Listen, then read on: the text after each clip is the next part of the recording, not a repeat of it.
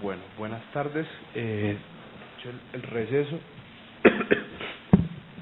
procedo a dictar sentencia, que es lo único que nos falta para terminar este asunto. Bueno, en este caso, a pesar del esfuerzo probatorio que se ha hecho y que se agotaron todas las etapas del proceso sin advertir las circunstancias que ahora voy a advertir, paso a resolver en los términos que les voy a exponer, y esto corresponde a una situación que es insoslayable, no puedo pasar por encima de ella, tal como ya lo van a escuchar. Comencemos hablando entonces de la legitimación activa en las acciones por infracción de derechos de propiedad industrial. Este tema está regulado en un capítulo general en el artículo 238 de la decisión 486 de 2000.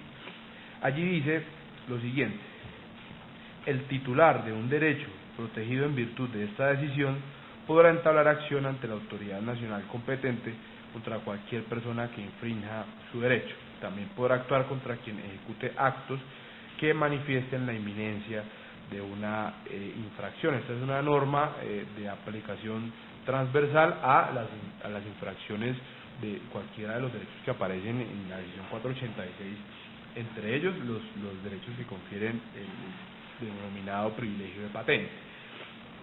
Hay otra norma, que es el artículo 52 de la decisión 486, que ya habla específicamente de la patente, y allí dice que la patente confiere al titular del derecho,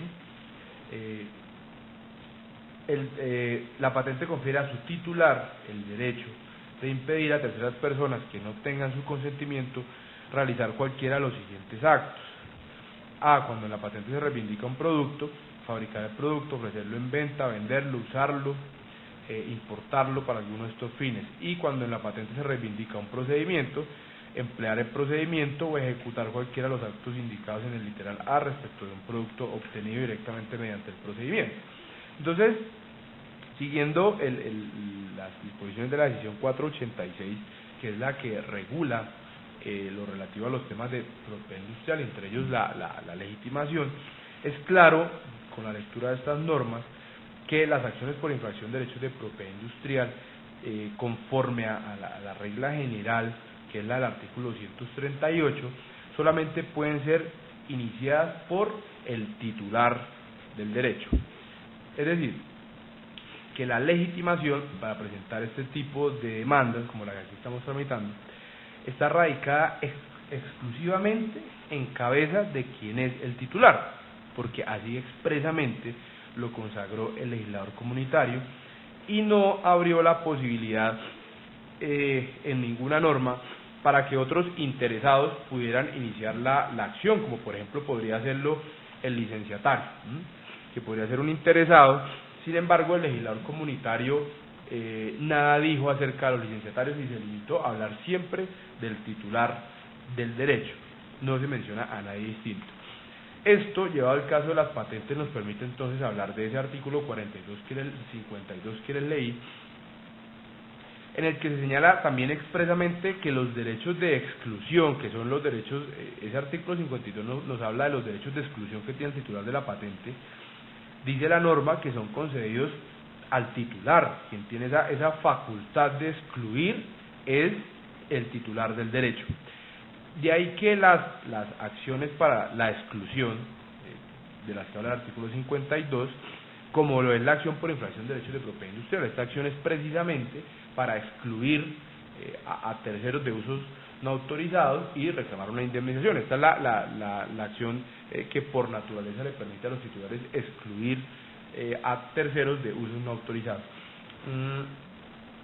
Por eso es que en este tipo de acciones, este tipo de acciones están limitadas exclusivamente para el titular del derecho. Precisamente, si hacemos una interpretación si leemos el artículo 238 y el 52, pues no llegamos a conclusión distinta, porque si los derechos de exclusión son conferidos al titular, pues es el titular el que tiene la facultad de excluir.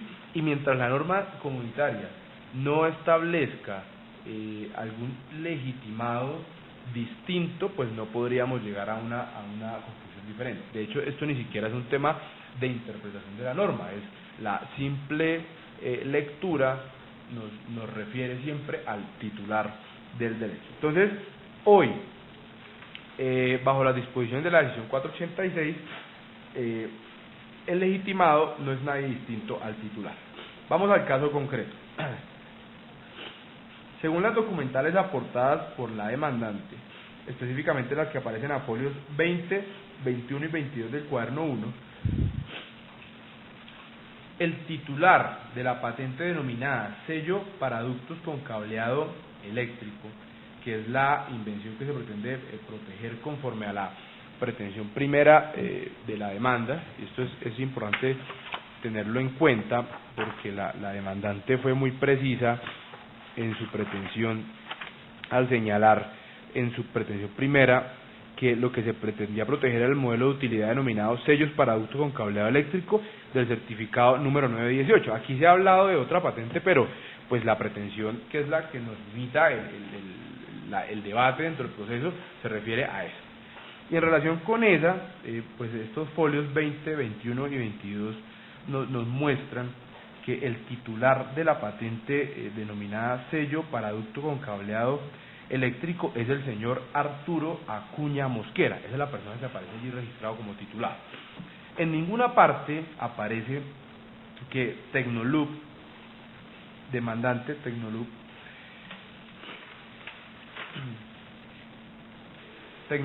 TPC y Redes Limitadas EI, que es la actual demandante en este proceso, sea la titular de la patente cuya infracción se reclama. No aparece bajo ningún documento que ella sea la que aparece registrada como titular en el momento en que pues se concedió el derecho, ni tampoco aparece que el señor Acuña, Arturo Acuña, haya transferido la patente a Tecnolub.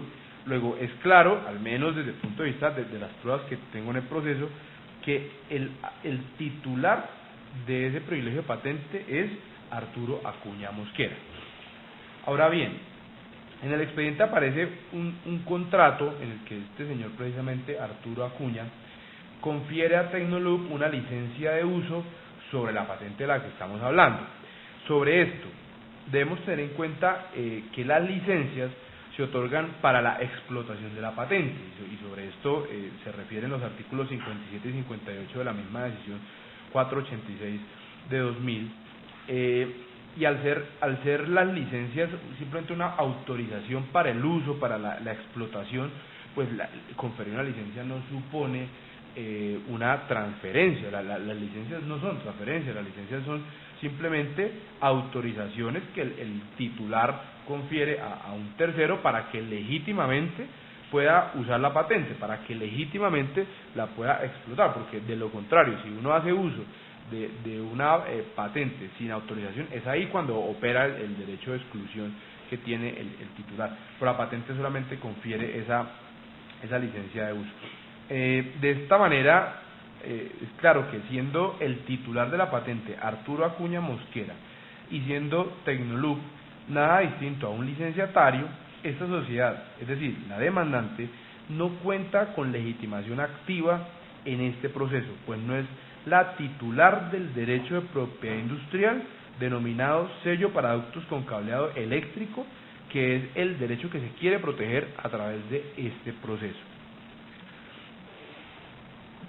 En ese orden de ideas, voy a negar las pretensiones de la demanda, y a eso es importante agregar que aunque esta pretensión, o esta excepción no fue alegada por Codensa al momento de contestarse la demanda, hay una norma que es el artículo 282 del Código General del Proceso que dice lo siguiente: en cualquier tipo de proceso, cuando el juez haya probado los hechos que constituyan una excepción, deberá reconocerla oficiosamente en la sentencia, salvo las de prescripción, compensación y nulidad relativa que deben alegarse en la contestación de la demanda.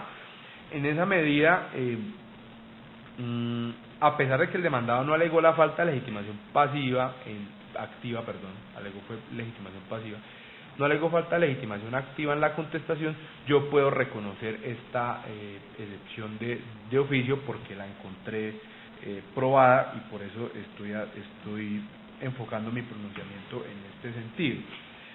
Adicionalmente, no es necesario que yo me pronuncie sobre las demás excepciones, teniendo en cuenta que el inciso tercero de este mismo artículo 282 señala que si el juez encuentra aprobada una excepción que conduzca a rechazar todas las pretensiones de la demanda, deberá abstenerse de examinar las restantes. Entonces aquí no hay nada más que estudiar que la falta de legitimación activa, y sobre esta base serán negadas las pretensiones de la demanda.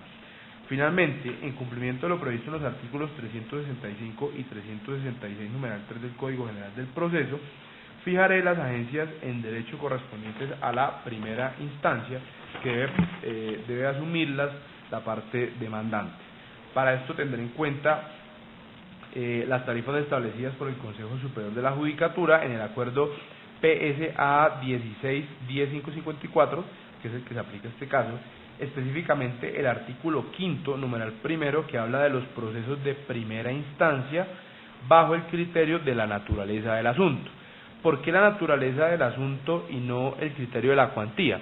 Porque esta superintendencia, la competencia de esta superintendencia no está dada por la cuantía. Entonces, si el proceso es de mínima, de menor o de mayor, no importa. Lo que determina es la competencia de la superintendencia y la naturaleza del asunto, que la competencia viene dada entonces para asuntos de competencia desleal o de infracciones a la propiedad industrial. En esa medida, la cuantía no es relevante para establecer nuestra competencia, ni el trámite. Entonces, independientemente de que los procesos sean de mínima, sean de menor, o quepan las pretensiones en mínima, menor o mayor, el proceso siempre va a ser un proceso verbal de primera instancia. Entonces, la cuantía no es relevante ni para la competencia ni para el trámite, y por eso, entonces, pues esos criterios de cuantía de los que habla el acuerdo PSA 16-10554 no son aplicables a estos casos, así que debo irme al criterio que habla de la naturaleza del asunto. Así, con ocasión de la negativa de las pretensiones, condenaré en costas a la demandante.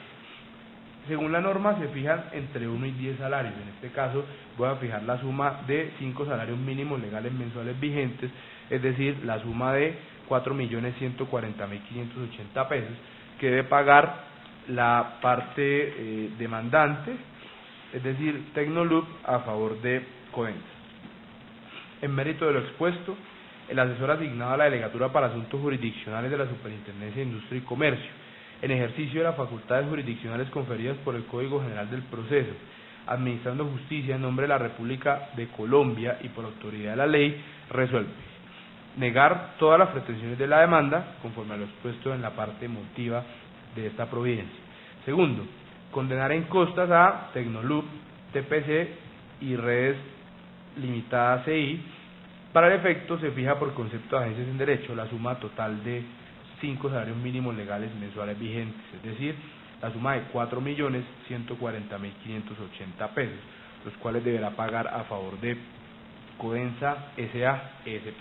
Esta decisión queda notificada en extraño. Gracias, señor juez. La parte demandante manifiesta que interpone recurso de apelación contra el fallo que usted acaba de proferir, con fundamento en los siguientes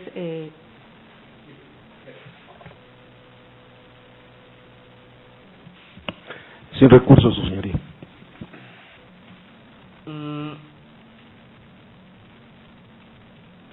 Primero, pues voy a conceder la apelación. Esto es un proceso de doble instancia, así que concedo el recurso de apelación interpuesto por la parte demandante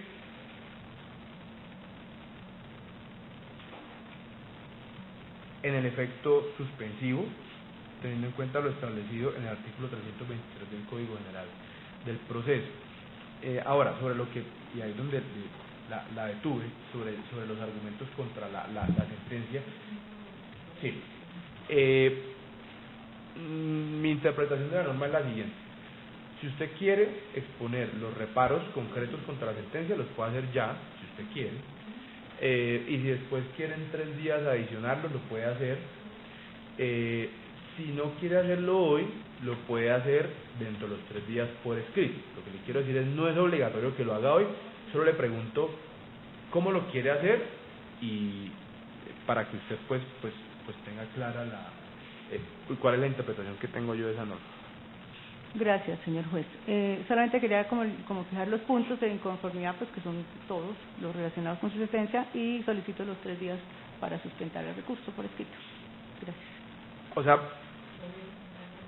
ok, entonces dentro de los 3 días siguientes el expediente va a estar en la Secretaría del Despacho esperando que llegue eso escrito, y después de eso sí procederemos a enviar el expediente a la Sala Civil del Tribunal de Bogotá, en donde se tiene que surtir el recurso de apelación. No siendo más el motivo de esta diligencia, la damos por finalizada.